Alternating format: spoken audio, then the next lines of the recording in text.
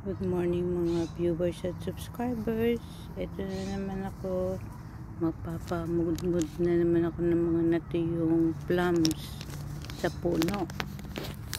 At bibigay ko sa mga squirrels. Ayan. Pakikita ko sa inyo. Kapag kayo may puno, kagaya dito, sa inyong bakuran, butasan nyo. Gamitan nyo ng bareta o pick or asarol. Yan, ganyang kalalaki ang butas ng squirrel. Ngayon, kung gaano kalalim yan, hindi natin alam. Pag uulan kasi at may mga butas yung mga paligid ng puno nyo, pag umulan, naiipon yung tubig ulan para mabuhay ang puno. Yan. Kung meron kayo puno ng mangga, puno ng Indian mango, puno ng lansones, ayan, bigyan natin ulit sila ng prutas. Yun nyo, samantalang ang nakasulat sa pag sinerch nyo yung lungga, sabi ko konting inches lang, pero ang mga butas dito, kaya nabubuhay ang puno, naiipon ng tubig ulan, kaya kailangan ng mga tubig ulan inaano nyo rin, tinatabi nyo kasi magagamit nyo sa paglilinis ng bahay. Makakamenos kayo sa gastusin sa mga bills pagka kasi nagagamit ng tubig ulan, pandilig sa mga halaman, sa mga puno, wala yung mga chemicals. Tinan niyo yan. Sa atin naman yung mga lungga ng mga ahas, delikado. Tingnan niyo yung lalim. Ngayon tingnan natin kung huhulog lalim mo. Samantala pag search nyo, konting inches lang daw. Hindi totoo yung iba kasi sa mga kasi hindi naman sila napupunta talaga sa mga park. Kaya po pag nasa California kayo sa US, papasyalan nyo yung mga park, wala naman yan. Ang mga ahas naman, pag nanonood kayo, nakikita nyo naman mga yung mga lungga nila kinukutkot pa, nakabaon sa mga lupa. Pwede tingnan nyo rin yung hapakan nyo. Ayan, tingnan nyo, inch lang ba yan? Ikilalim kaya hindi naman inch. Ngayon, bahala na sila ngayong pumasok sa lungga para may makain. Ito pa. Ayan, tingnan nyo. About inch lang ba yan? Tingnan natin. Ayan, pero lalim. Kung papasukan pa yan ng medyo stick, bamboo stick, matitrace nyo na. Kung maganda dito ang parking, $5 lang. Tapos may laruan ng mga bata. Ito namang mga gis na yan, ang dami dyan dun. Ano yan hindi nakikita yung mga lumilipad sa taas na parang malalaking ipon. Ito yun, nandito sila kasi hinukayan sila ng pond.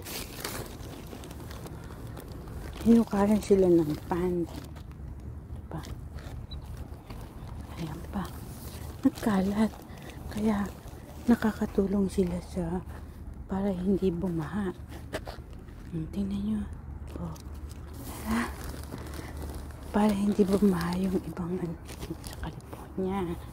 Ayan, malaking bagay ang mga squirrels, prevent flood. Kasi mga tao, lalo na yung mga naka-assign sa mga kanal-kanal, kailangan yung mga naka-assign sa kanal-kanal dinidrain nila, and no trash in there, so no flood. That's your work. Ayan. Ito. Isa pa to. Ayan, titingin din kayo sa taas. Wala naman. Wala naman. Wala naman nakalumbitin. Paano kayo matatakot? Meron pang kahoy. Kasi yung panggapong magpiknik kayo dito. May park dito. Dala kayo ng ihaw-ihaw. Ito si Squirrel. Nagtago na. Bigyan natin pa sa lubong. Ayan, plums. Ay nako. Kung marunong kayong gumawa ng candy, magpupunta kayo ng California. Kasi napakaraming fruits dito mabibili para gawing candy. So, puro asukal. May ihawan dito. At magtatapon kayo ng basura nyo dyan. Kung wala kayong makitang basura sa mga park na pupuntahan nyo, iuwi yung basura nyo. O, tingnan ang nangyayari sa Philippines. Tingnan nyo itong picnic ka na to. Pagka big family kayo, nadatnan yung malinis. Iiwan yung malinis. So, may mga cleaner din yan. Kaya lang, siyempre, may ginagawa silang basuran para hindi din naman sila tira. Huwag kayong magkakalat. Masagawa yun. Ayaw ni Jesus ng ganun. Puro parusa ang aabutin nyo. Diba? Lindol. Yun. Ito naman pababa. Ang mahirap pataas. Gusto ko kasing pupunta dito. Kasi maraming puno. Kaya sila nabubuhay. Ayan. May mga pond. Ayan. Maraming ponds na ginagawa para naiinom yung mga ibon.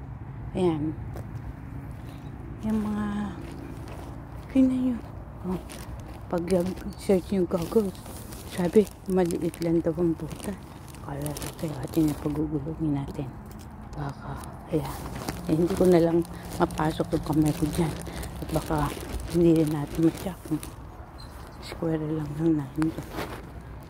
Pero siguro square lang. Ngayon, kung meron man dyan, di madadrive by siya. Kasi meron akong binigay na prutas. Yan. Yan silang paghahat. Sasalu-saluhan. Yan pa. Yan. Pa, dini. Yan. Mayun. Yan. Dami dyan. Meron pa dini.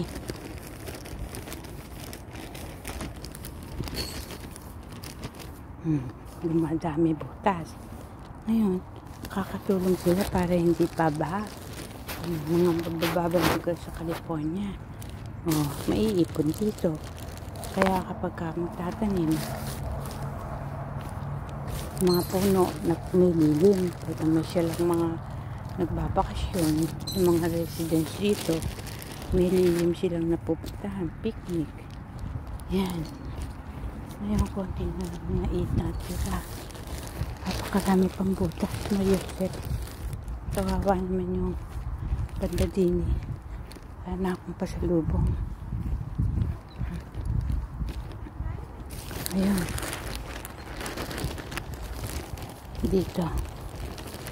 Yan ko itong square set na dito. Pumasok din eh.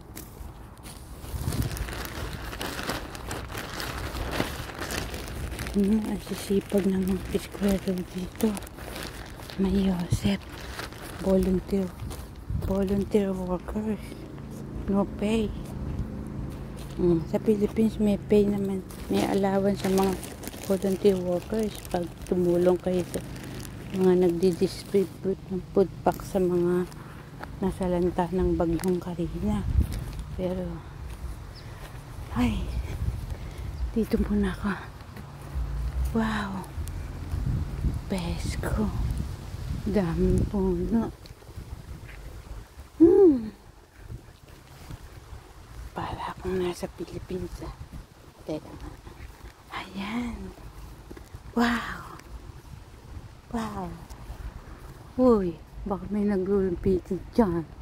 Kapapanood ko lang naglulumpitin sa taas. Wala naman.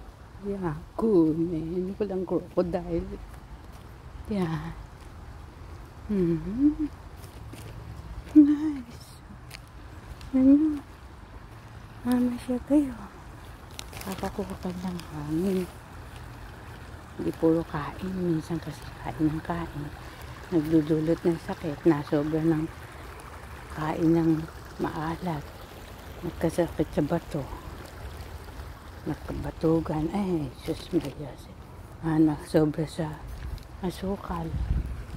Nagka-diabetes. Ano yung bandang lilim. Kaya hindi naman basta bumabaksak-baksak din mga naglulumiting ahas. Napanood ko kahapon yung labas ni Cobra Prince. Naandun sa puno yung sawa. Pinutol pa yung puno para bumaksak yung sawa. Ganun sila kakapit. Ayan, siyempre pag naglalakad-lakad naman kayong kanya, wala naman naglalakad, huwag nyo nalang lalapitan kung may makita mo ng ahas. Maganda yung nanonood ng mga vlog ng mga ahas sa Philippines. Kasi makikita nyo, how will you prevent? Tinuturo nila, paano nyo gagawin nyo pag nakagat kayo. Siyempre, wala namang Cobra Prince, Cobra, King Cobra na nandyan, maaliwalas, walang lalakad-lakad. Wala kayong dapat ikatakot. Nakakakuha kayo ng hangin. Dapat titingin pangatingala. Kasi yan ang exercise na madalang nating gawin. Tingin pataas. Tingnan niyo yung mga nagre-rescue. Tinataas ng bahagya yung leeg para makakuha ng hangin. Kasi yung mga hirap sa trabaho, saka yung mga inaatake sa puso, hirap silang kumuha ng hangin. Hi! Hello. Hi, how are you? Good. How are you? Fine, thank you. Papatiin. Mga mong siguro ito.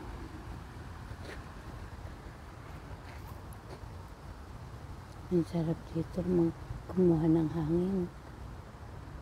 Siyempre dun sa malayo kayo pag kukuha kayo ng hangin.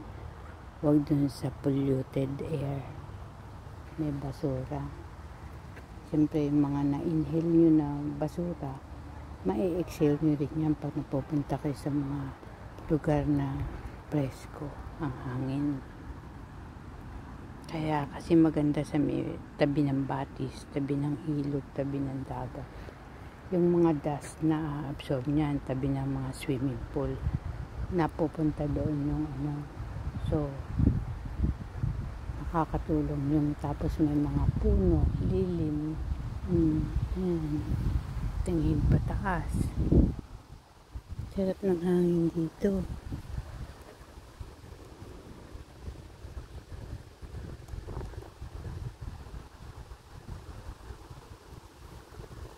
Dito masarap mag-exercise kung may group kayo, practice dancing, magbablog sa mga mapupuno kayo na pupunta na meron kayong masisilungan umulan at maaraw, meron kayong masisilungan.